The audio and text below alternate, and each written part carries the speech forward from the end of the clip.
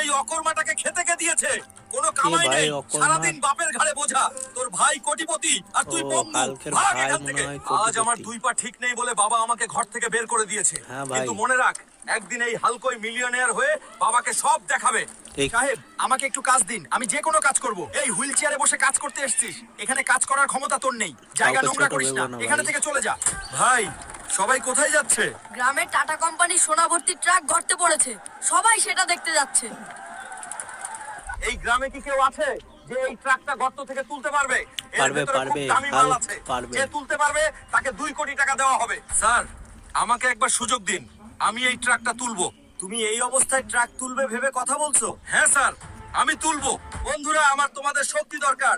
দ্রুত সাবস্ক্রাইব করো আর লাইকের শক্তি দাও। তারপর দেখো হাল্ক কিভাবে এই ট্রাকটা তুলছে।